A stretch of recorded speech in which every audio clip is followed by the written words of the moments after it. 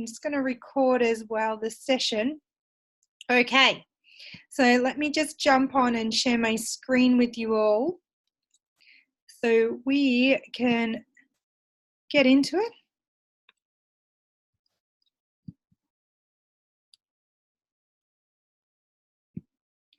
All right, so today we're going to talk about communication and presentation with clients.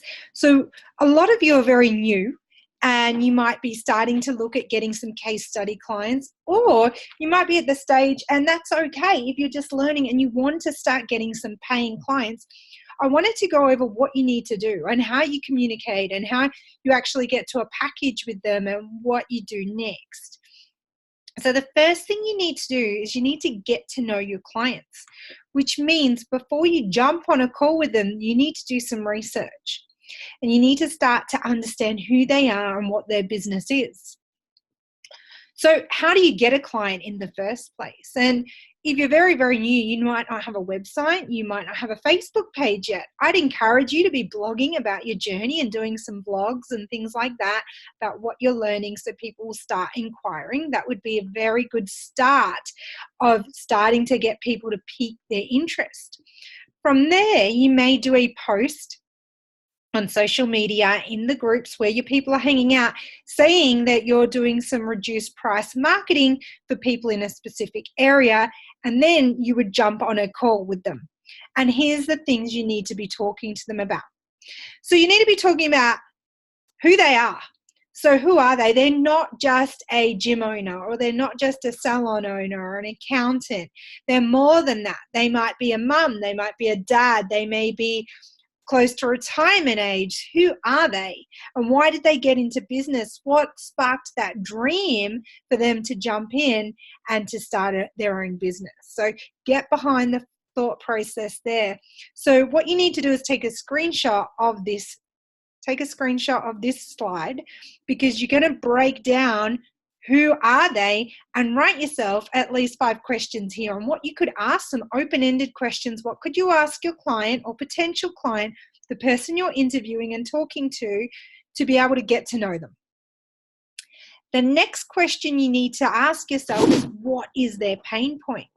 So some questions I would ask here would be, why do you feel like you need marketing? What's the biggest struggle in business? Is it that you haven't got enough clients? What is it that stresses you at night? Is it that you can't pay your employees? Is it that you're looking at the book and it's not full? What is it? Is it that they're not spending enough? What's their pain point?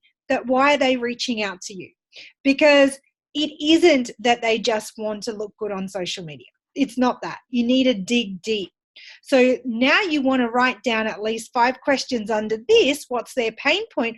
What are some things I could ask? What are some conversation starters? What are some open questions I can get to be able to dig deep and pull that information out?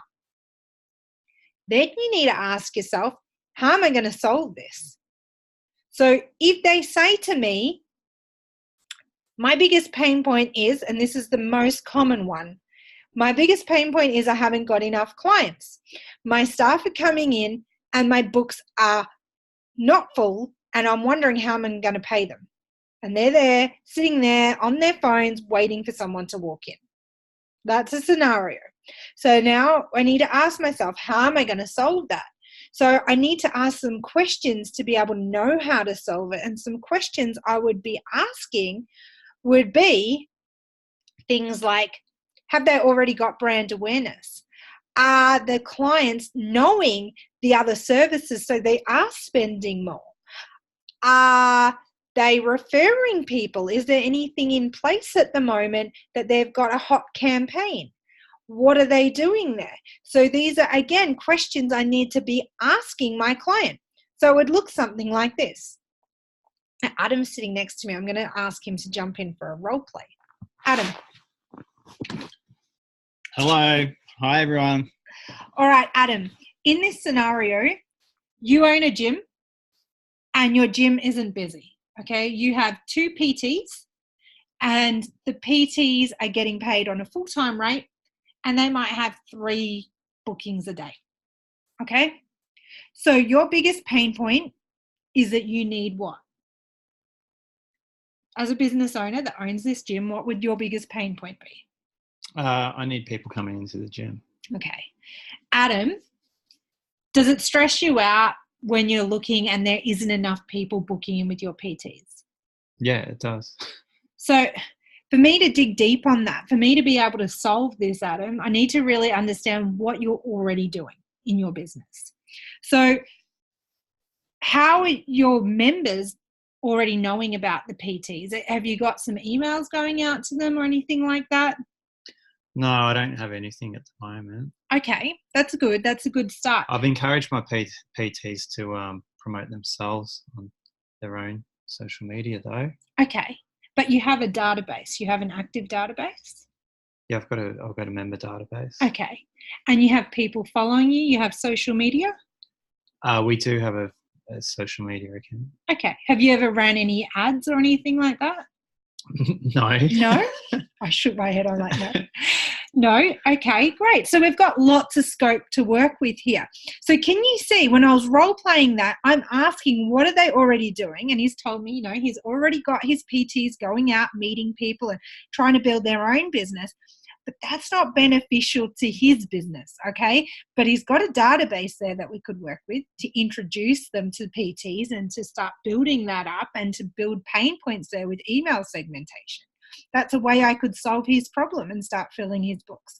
He hasn't done Facebook or Instagram advertising. That's the way I could fill his books. Another question I'm going to ask him right now, I'm putting him on the spot. He was just sitting there on the computer. So I'm going to ask you a question in a minute and put you on the spot. Another question, Adam, I have for you as a business owner in your gym. Are you doing anything corporate? Have you ever reached out to the corporates to see if they could do some group training or anything like that before? No, I haven't. Okay, so now I know there's another avenue. So for me, I'm like, ping, ping, ping. I could do a LinkedIn campaign, right? So you need to ask these questions to derive the information so you know the problem you need to solve. Next question I'm going to ask him is, okay, Adam, there's lots of scope here that I could work with and really build your business. Do you have a budget in mind for marketing? Do you spend anything at the moment on marketing? No, I don't. Yeah. And this is where you're going to get stuck because a lot of business owners know they need marketing, but they don't know the value of what it can bring into their business. Does that make sense? They don't know the value of it and they're scared. So they don't have a budget. They know they need it, but they don't have a budget there. So how do you overcome that? So I'm just going to role play this bit now. Okay, so I understand you don't have a budget. At the moment, have you thought about how much money you're losing every day by having a PT come in and paying them? You're paying 2 PTs 8 hours a day, right? And they're only doing 2 clients. How much money are you losing every day? Do I have to work that out of the top? Just random. Yeah, it's a couple of thousand. Couple of $1,000 a week? Okay. You're losing in wages. Okay, so we need to really turn that into a bit of ROI, right? We need to fill their books. So we need to put a value on what the marketing is here. So what would it mean to you that we turn that around and filled those books up? Obviously, you're not losing money then. Do you understand, Adam, to do that, there's going to be some cost involved? Yeah. If you guarantee me an ROI, then I'd be willing to do it with you.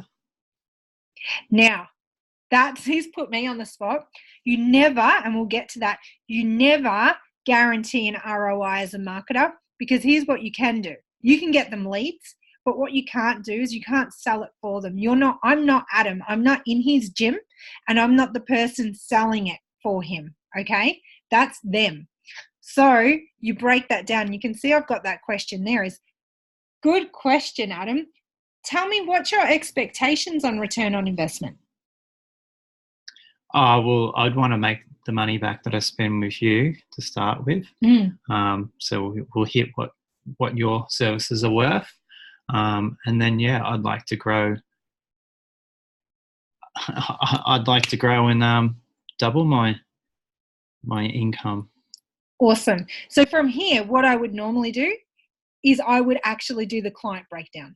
So you know how you do the lifetime value, and if you're not up to that, it's at the very start of your training.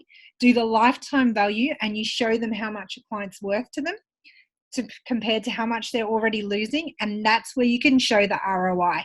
But you do not guarantee that they're going to run one Facebook ad campaign and they're going to get 10 new people. You never guarantee that because you don't know that. So then I would go deeper and I would get clear on their budget and say he has a budget of $1,000 a month. From there, I'm going to get really clear on what his expectations are for that much. Because as we've found in a marketing agency for a long time now, is people have champagne taste on a beer budget. And so you need to get really clear just at the interview stage. He hasn't even signed on with me yet on what his expectations are from me. Okay, Adam, so we've defined that your budget's $1,000 a month. Now, does that include ad spend? No. No. Okay, great. So again, did you see how I'm defining it? Because otherwise they think I'm paying for their ads and you'll end up working for free. So once I've done that, okay, so we've already clarified, I'm just going to pretend I've already done the lifetime value, otherwise this training is going to go way over time. We've already clarified that the average client could be bringing you in $3,000 a year. Now, what are your expectations there? If I was to be able to give you leads that you'll be able to sell of say 10 a week, and what would you be converting at, do you think, if you had 10 people calling up for PT a week? 1, 2, 5? Don't business owners think they can convert 9 out of 10? They do. They will always tell you 10 or 9, and then you go, okay, I'm going to be realistic, 2. So if that means you're going to be having 2 new clients a week that could be bringing you in $6,000 a year, does that meet your expectations of us as a marketer? Yeah, that sounds simple enough. Awesome. If it's that easy. So you'd be really happy if I brought you in 10 leads a week? Yeah, absolutely. Cool. He's a very easy client. But that's how that conversation goes. You need to get clear on their expectations. From there, then you determine your strategy. He's poking me. He wants to say something. I don't know where this fits in, but this is another thing that I think is important for the learners to know from our industry experience. A lot of business owners, even if they've just dabbled in marketing, they think that they know a lot about it.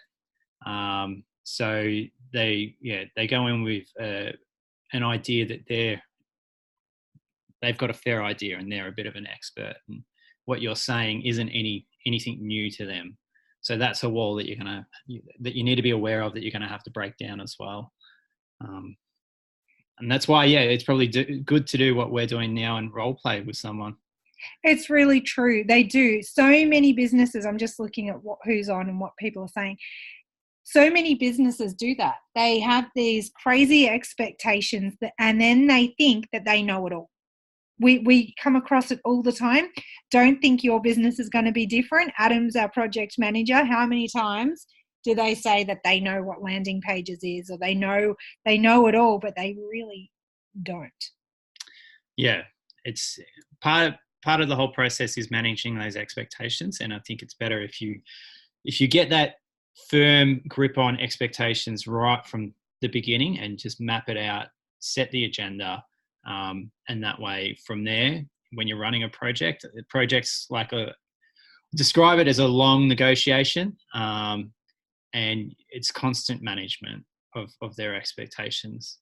So it's a careful path to tread, but we want to make sure that you're aware of that, and we're here to always guide and advise. Absolutely, and we'll open it up for Q&As, but I think that's really sound advice as well. So I'll just get the slide back up. So the next thing is, how do you determine your strategy? So after you've had that full discussion with a client, and to be honest, when we're doing this with someone, that can be, I like to get straight to the point, but for me, it's usually about 20, 30 minutes. For some of our team, it can go over an hour, these conversations, would you say? They can go quite long. Sorry, I didn't know you wanted me to stay on. Yeah, you can stay because I think you're valuable. You're valuable for the learners. Is this on record? Yes. So yeah, I would say it could go up to an hour. And then after that is when you determine a strategy. So I want to get clear, because that first conversation is what sells. That's what buys you. It sets you as an expert, and it's setting their expectations up. From there, we pull it away and we determine a strategy. And here's some things you need to get clear on. You need to get clear on who their audience is. Who are they? What do they do? Where do they hang out? And what is the problem that your client solves for them? So this might require some research on my behalf. Any marketer that does not do their research is lazy, and it will not work. You'll hear me talk often about interest-based targeting, and this is where this fits. You need to get inside that person's head, and it starts from this bottom question and then work your way up. So I would then go back to Adam and I would talk to him or his PTs, and I would be saying, Adam, what's the number one problem your clients have that you solve for them in PT? I'm sure there's lots of things, right? I'm sure that there would be weight loss, people wanting to lose weight, people wanting to gain strength and muscle. There would be athletes. Yeah, there are various things I could pinpoint in the fitness industry. Yeah. But I want you to pick one. What is the biggest pain problem you see in a gym? Just one. Because we're going to develop this strategy on one. We're going to refine it, and then we're going to develop further. The reason why you stick to just one is because you're going to perfect that, right? And then you can upsell later. Do you want a deep answer? Yes. I think people feeling confident about themselves and their body. Body confidence. Okay. So the biggest problem they're having is these people are feeling intimidated and have low confidence. So what my client solves is he builds confidence.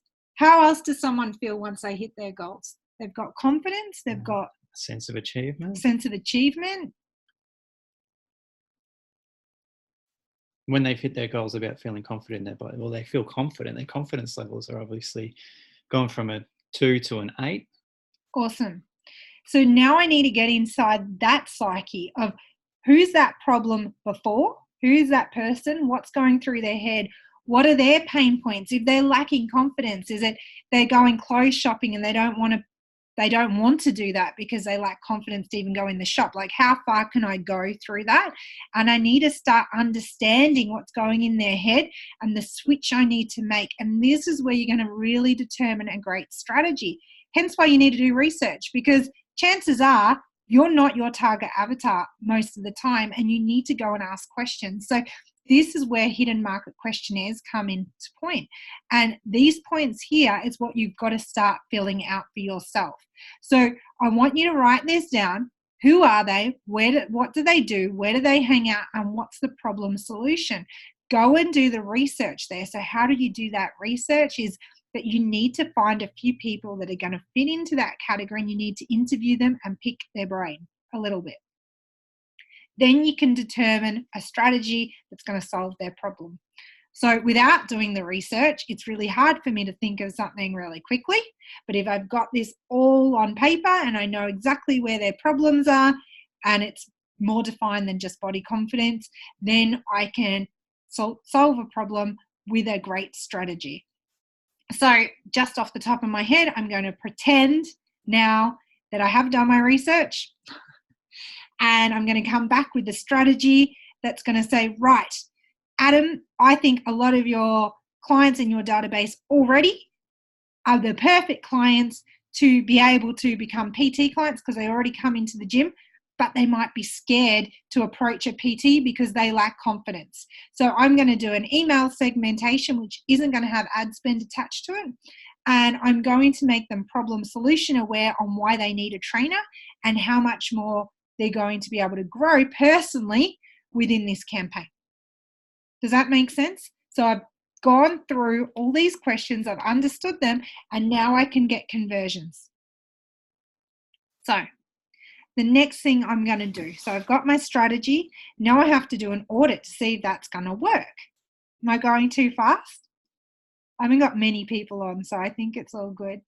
Someone typing away. Oops, went too quick. Right, back to here. So we need to do an audit. You can go for a second. I'll bring you back to projects if you want, or you can say it's up to you. I'll duck off. Okay. You need to do a full social audit on a client. So some things I'm going to ask myself when I'm doing a full social audit is, have they got full brand awareness? Is their message clear?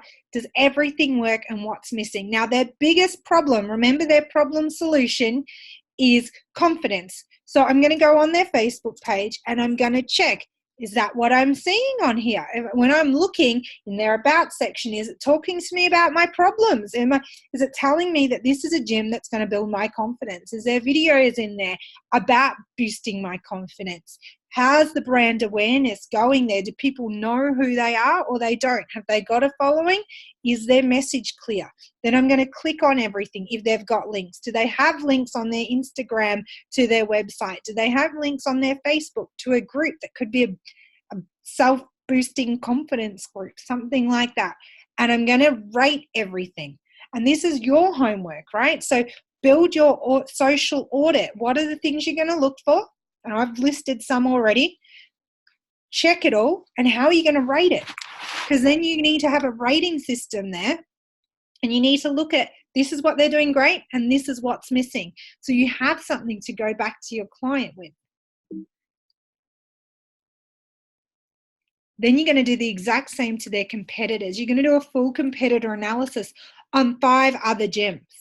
And I know that sounds like a lot of work. It is, but once you've done one gym, you've done lots, right? So you don't need to keep going. But you need to find who's best in the market and who's not so great, and then the rest in the middle. And again, you need to go through all those questions and rate them up. How are they going? Now, their message may be slightly different, but is their message consistent? Are the hooks there? Are they pulling me? Have they got a call out? Are their links working? Have they got an awareness campaign going? Are they doing any ads? Do you know how to check that? What you do is you go to Facebook and there's a button there and it says page transparency. You click on there and you can see all the ads they're doing.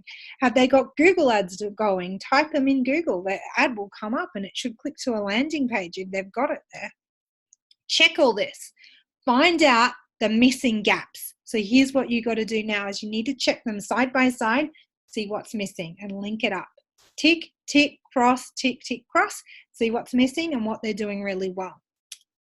Sounds like a lot of work because it is, but if you follow these steps, you're going to get conversions, you're going to get sales, and you're going to get your clients, okay? This works. You need to do the research. You need to show that you know your stuff. You need to present it. Now, if you're brand new and you're just learning, do it slowly. Submit everything to us. This is the great part about this course. It's hands-on. 80% of this course is practical. I've got your hand the whole way through, and so does my team, right? So if it's a design question, we're going to have Ethan helping. If it's a project question, you're going to have Adam helping. If it's strategy, you're going to have me. We can grab Chili on for Facebook auditing, and you can have all these brains on your stuff. You don't need to know it all yet. Having a look, picking it apart before you go back and present to your clients. So don't be scared to try and get some clients. Then you're going to make your proposal. And in your proposal, you need to have a few things. And I have an example that I will show you in a minute of a proposal. You want to have an objective. What's the objective of your proposal? Of you coming on board as a marketer, what's your objective? What's your main goal there? So big picture thinking, the main goal, because this is where you can upsell, right? Then you're going to break it down and define your strategy. Now, you don't want to give all your secrets away. So I just have it very brief and then I actually present it to them in slides. Then you're going to add timeframes. So for us, if anyone's ever been on the Second Chance website, we usually have a 90-day guarantee. That doesn't mean 90-day guaranteed results. That means 90 days from start to finish. I'm going to do your research. I'm going to build your landing pages. I'm going to do X, Y, Z. So what's your time frames? This is where you're going to cover expectations. So anything you've pulled out of that first conversation, you're going to pop into your proposal. The campaigns you may run. So you may have, I'm going to do it on Facebook or Instagram or LinkedIn. So have what platform?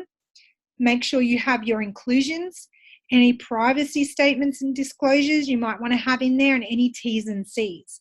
So I've got one that we use, so I'm just going to bring it up for you all. Bear with me.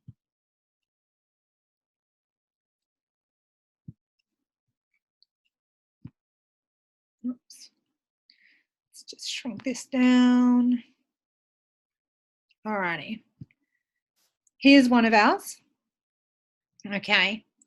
And here you've got your welcome. You've got any questions, which goes through to a link where they can ask 24/7 questions. You've got the objective here. And you can see it's big picture objectives. So we've got cold, warm, hot marketing, email segmentation, full AI on videos and landing pages, monthly reports and metrics. It's the big picture. Now, this would be a massive project. This would be a $60,000 a year project, right? Then we break it down. So this is the offer examples of the things we could be doing. We've got the images there. Then we go into the scope of work. So what are we actually going to do? Are we going to, here I've got some business mentoring in here. So I've added some sales scripts, some liaising with their team, assisting a launch of new products, the plan and execution, the CRM they may use, how we're going to grow their database, utilizing the email segmentation. And then we talk about the different things in here. We've got the company growth and how we're going to do quarterly and monthly plans. And we're going to look at the long-term financial plan and strategy to grow her company. So I've really broken it down. You don't need to go that in depth. And if this is going over your head, simplify it. Work on your strengths. Then we go into pricing. So we go into some pricing here. Then we've got the agreement. And that's pretty much it. It's very, very basic, your proposal. A lot of people get hung up on the actual proposal, on the document, and don't think about the rest of it. Now, you don't just send a proposal, okay? So what you do is you present your proposal. So I'll just bring this back up. I present a proposal by getting someone really excited with a slideshow.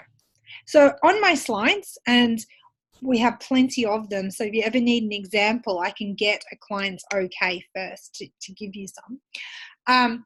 On it, I have there my findings. So I put my competitor report on there, my client audit. I have all that research. I define their target avatars on there, on the research I've done there. So they can see I've already done a lot of work and I present it to them.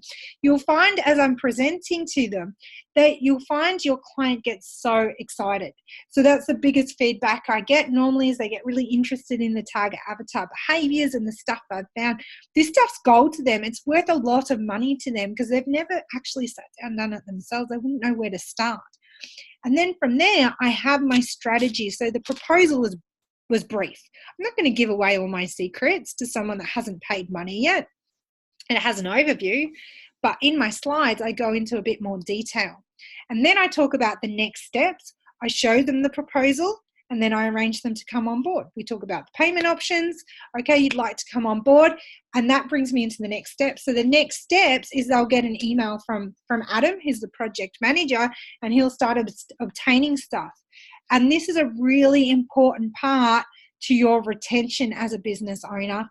Even if you're just starting, it's so important to onboard within 48 hours because people will get buyer's remorse, they'll get stressed, they'll get worried, all these sort of things. They might talk to someone and say, oh no, you should go with my agent, all this sort of stuff. You want to get them on board and nice and quickly and get the project started so that they feel like you're actually doing more stuff.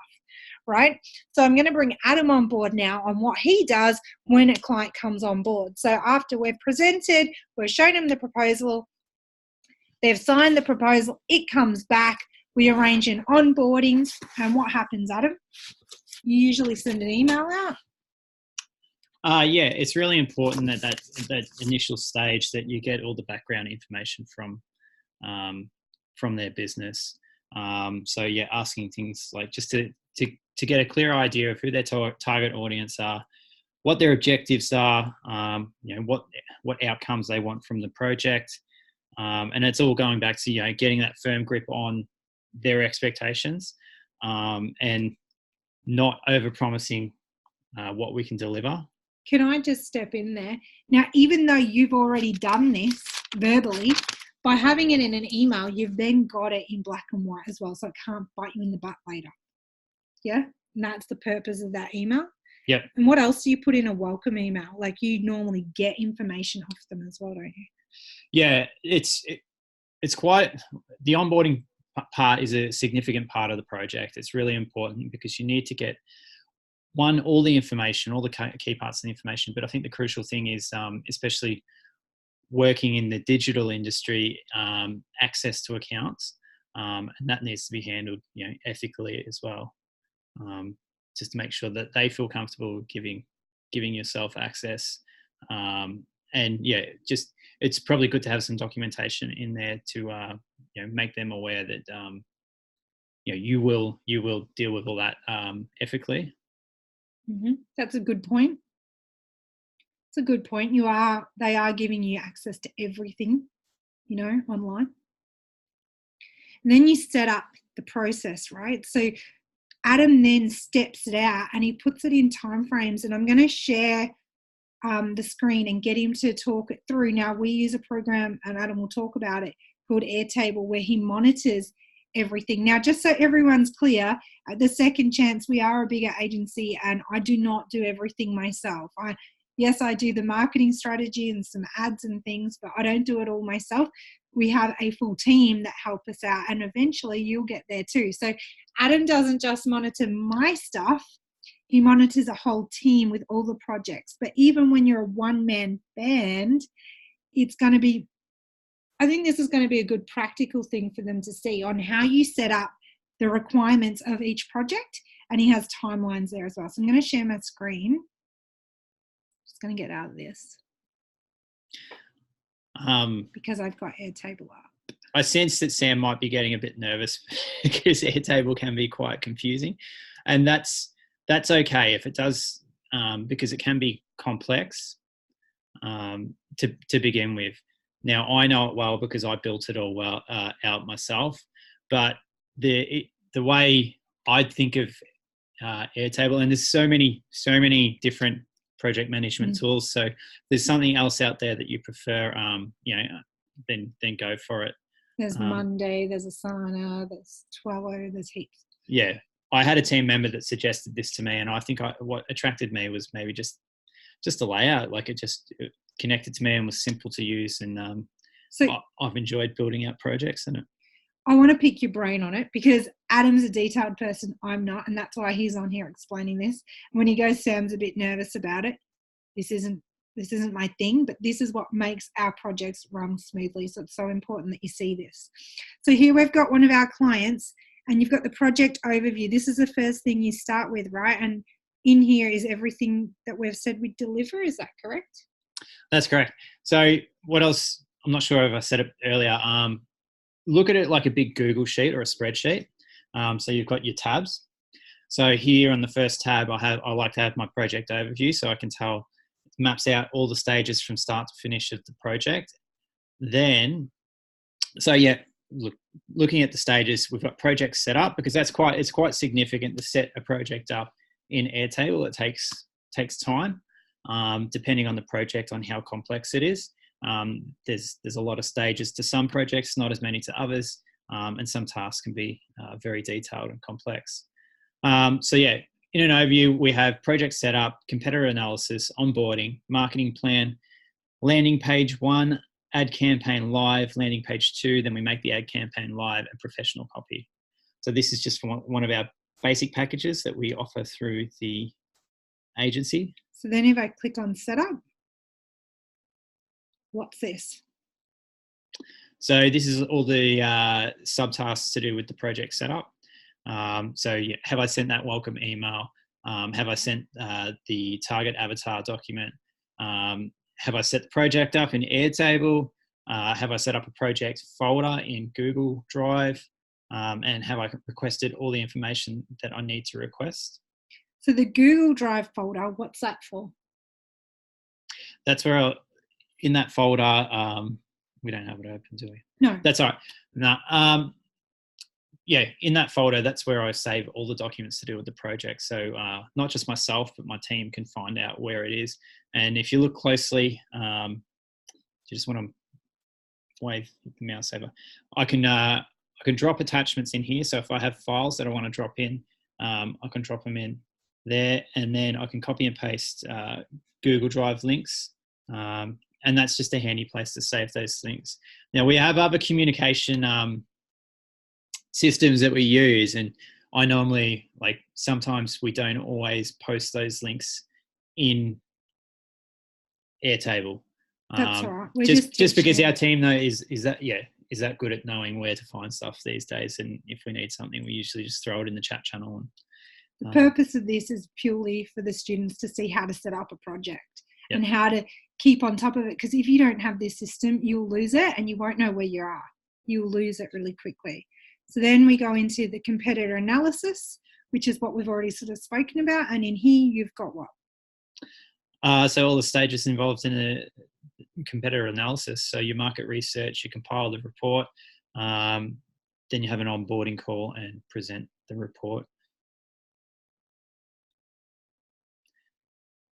So yeah, on onboarding, you need to book the onboarding call. And that's basically that stage. I think all previous stages are all about onboarding and gaining that information, but the onboarding call is where you present your competitor analysis. You get access to everything. Yeah, you make sure, and that's where you just try and get any information that you haven't got, because it's another constant thing. Like projects, you're always asking for information. And I think sometimes that can be the hold up, is the client actually getting back to you with, could be the simplest of things, and it can get quite frustrating. And sometimes because we service clients nationally all over Australia, so we don't always have face-to-face clients that are, we look after locally. They can go on holidays and not let you know. So you're wondering why they're not responding to emails or picking up the phone. I think that's key, to get it all on the first call if you can. So then we go over to the market plan. Yep. So we have strategy slides, which we'll present to the team of the campaign. So the marketing team will go away, they'll formulate the campaign, what we are going to roll out for the client, and then they'll present the strategy. The strategies will be presented to the client as well. All this information will be communicated with the client, just to make sure that we've got that the client's approval to move forward. If there's anything that they're not happy with, then we'll make changes to make sure that they're happy with their project. And I think this is important that he's got that in there, the client approval and the landing pages, before you actually go out and build it all, because otherwise you're building out something which is a lot of work without their approval, and they change their minds. And you're going to have different types of clients. Some like, they like the detail. They want to have their hands on everything, have approval with everything.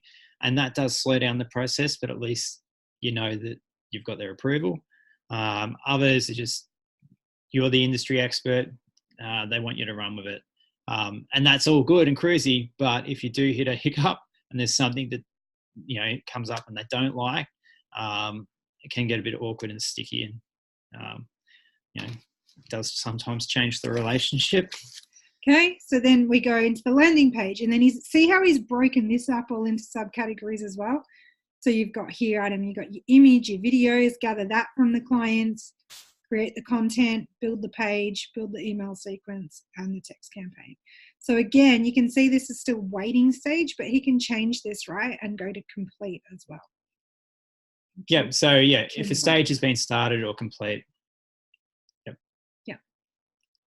Ad campaign. Yeah, so this is probably important if you're doing Facebook ads. Make sure that you have access to their Facebook business page, or make sure that they have one built out. You might be required to do that for them. One of the big important things is you work out the ad spend and make sure that they have an ad account and they have a payment method for that ad account. That it's set up, or it can't go live, and it needs to be set up in Australian dollars. Very, very important stuff. Google logins if we're doing Google ads, or need access to their Google folders, images, Facebook weekly report, and landing page report. Sometimes clients don't really care for them. They don't care for the analytics. It just goes way over their head. And for me, that's more something like if you're a tech person, you like analytics. If you're a marketing strategist, you like analytics. Other people don't.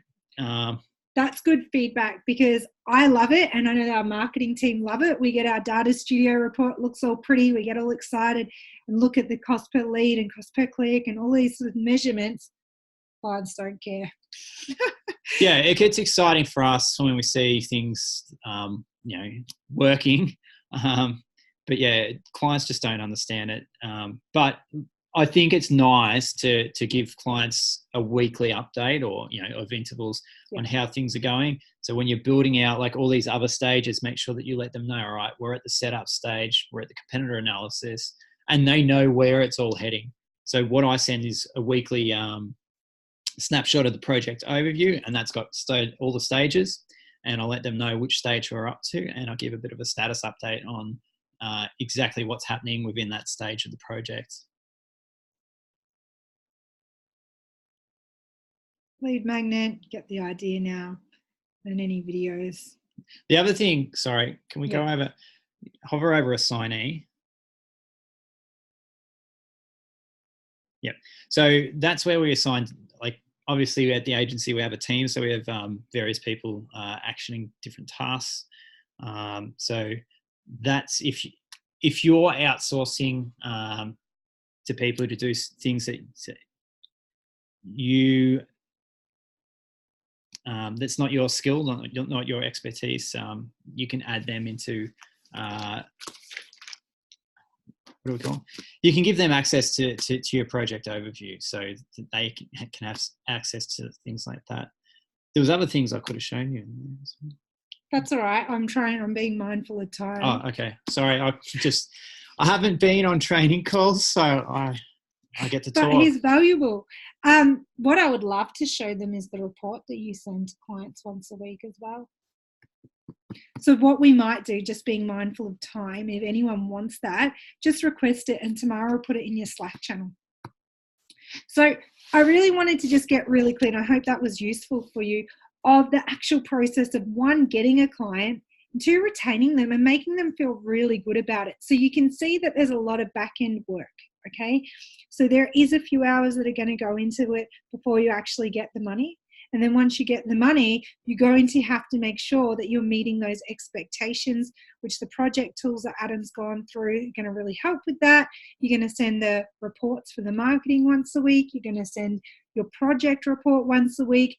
And they're going to start seeing what you're actually doing behind the scenes, because all they're thinking is they just want their phone to ring. It's really all they're thinking. That gym owner that I interviewed earlier, all he's saying is my books aren't filled yet. But if you're communicating each week what you're actually doing, they're going to feel really good and comfortable with the process. You're going to retain them as a client forever. And that's your goal. So that's a wrap up with tonight's training. If there's any questions, yell out. We're going to hang around for a minute or two if you wanted to ask anything. If you're in Facebook land watching us, please jump on the Zoom link because I can't listen to you and reply to your questions there. And if not, we're going to wrap it up. So the only one that's on Zoom, we've only got one on Zoom and everyone's on Facebook. Did you have any questions? I'm going to allow you to talk. We've got Corinne on. Any questions on tonight's training? No, it's gone completely over my head. And that's why it's recorded, so you can rewatch it. It was an involved one tonight, and I think it's important, though, to actually see what goes on behind the scenes. Do you think it was of value to you? Absolutely. It's still very, very confusing, but I've noticed with everything I've watched so far that you kind of go back and forth because every time you do that, you pick up something else. Does that make sense? Exactly. Yeah. And you'll understand, you'll hear the language over and over and over. Yeah. How many times you've already heard me before? Who's your target market? Who's your avatar? Yeah. Ask yourself these questions. Yeah. I think it is, it does get overwhelming to begin with. And definitely that project document, it is huge. There's a lot